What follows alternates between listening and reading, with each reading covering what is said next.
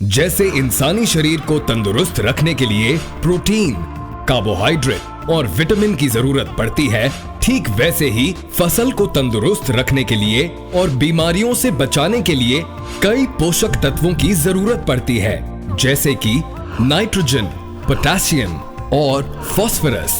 पर इनके साथ ही कुछ और पोषक तत्व हैं जो फसल के लिए बहुत जरूरी हैं। इनमें से एक तत्व है जिंक।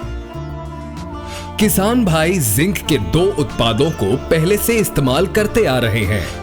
पहला है जिंक 21%, जिसे 10 किलो प्रति एकड़ के हिसाब से, और दूसरा जिंक 33%, जिसे 4 किलो प्रति एकड़ के हिसाब से इस्तेमाल किया जाता है।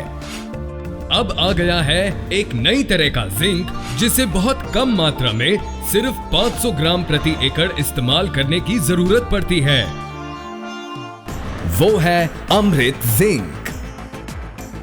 अमृत जिंक बहुत ही कम मात्रा में ज्यादा पोषण देता है, साथ में इसके और भी कई फायदे हैं।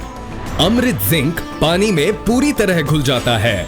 जमीन के पानी में पहले से थोड़ी मात्रा में सोडियम कार्बोनेट और बाइकार्बोनेट मौजूद होता है, तो जब हम जिंक 21 या जिंक 33 का ब्रॉडकास्ट करते हैं तो जिंक पूरी तरह पानी में नहीं घुलता, बल्कि जिंक के अणु पानी में मौजूद सॉल्ट के साथ जुड़ जाते हैं, जिसके फलस्वरूप पौधे तक जिंक नहीं पहुंच पाता।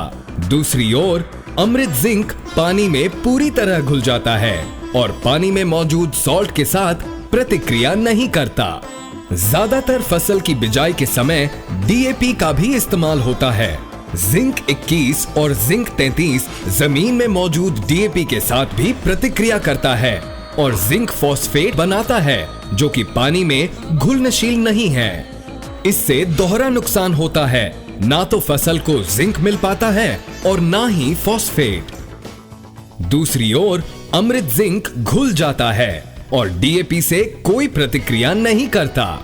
अमृत जिंक के अणु की संरचना इस प्रकार की है कि वह किसी और पदार्थ के साथ नहीं जुड़ता और कुछ ही समय में पौधे के द्वारा सोख लिया जाता है।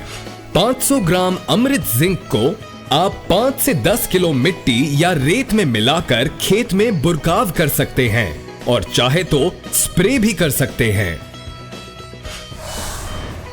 सेफेक्स का अमृत जिंक।